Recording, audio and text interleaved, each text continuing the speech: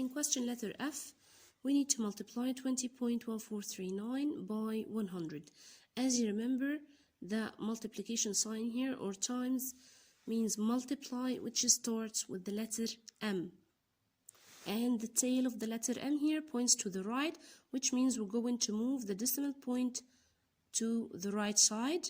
How many times? According to the number of zeros, we have 2 zeros, so we need to move it twice, or 2 digits to the right. So as you can see, the point moves from between the 0 and the 1 and becomes between 4 and 3. So the final answer will be 2014.39. In question letter G, we need to approximate 465 centimeters to the nearest meter. Okay, we need to make this in 2 steps. First, we need to change so we can have the same measuring units. If you remember, if you don't have the same measuring unit, you have to change, then you approximate to the nearest unit. To change from centimeter to meter, you need, of course, to divide by 100, as you can see here. And division by 100, it means you move the point to the left.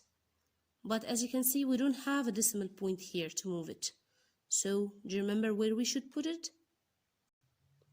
That's correct. In front of the numbers, because of the number here is a whole. So, to keep it whole as it is, you put the decimal point in front of it, and then because we have the division sign, it means we're going to move the point to the left. Again, we have 2 zeros, so we need to move the point to the left 2 digits. 2 digits to the left. And so the number after the division will be 4.56. Now it was 456 centimeters and it became 4.56 what? What's the measuring unit here? Yes, this is right. It should be in meters. Now, as you can see, we have the same measuring unit, so we can approximate to the nearest unit place.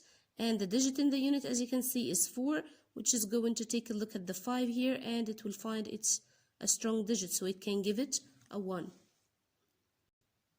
So again, to approximate this number into meters, we approximate it to the nearest unit. So the 4 here in the unit place, we'll take a look at the 5, and as we said, the 5 is a strong digit. So the 5 and the 6 becomes zeros, as you can see, and then we add 1 to the 4. So the final answer would be 5.00, or just 5.